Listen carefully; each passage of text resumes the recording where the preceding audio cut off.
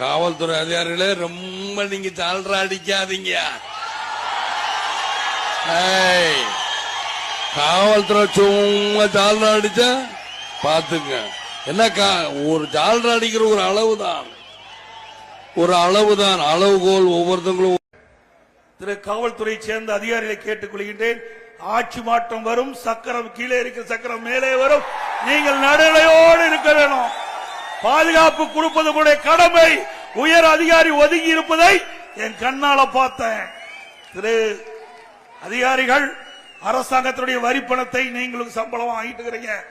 ஒவ்வொரு மக்களும் வரி குடிக்கின்றார்கள். அந்த வரி பணம் தான் உங்களுக்கு சம்பளமா வருது.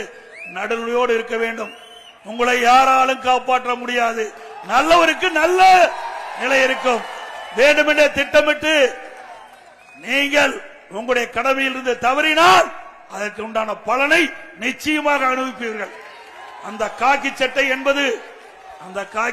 என்பது உடலிலே இருக்கின்ற உயிருக்கு சமம். அதை நீங்கள் முதல் உணர வேண்டும். நான் காவல்துறை அதிகாரியை மதிக்கின்றவன்.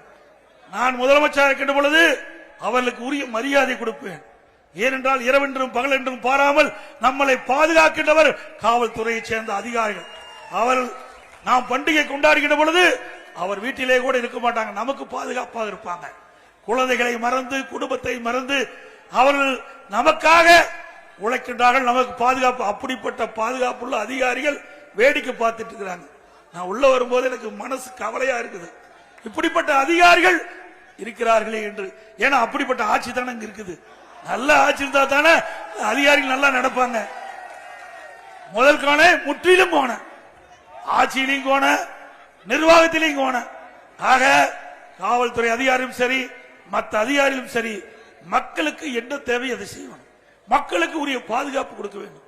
இங்கே இவ்வளவு பெரிய கூட்டம் இருக்குது, இதை ஒழுங்குபடுத்த வேண்டும். கூட்டமே இல்லாத நடந்து போற முதலமைச்சருக்கு 2000 பேர் போலீஸ் பாதுகாப்பு கொடுக்குறீங்க.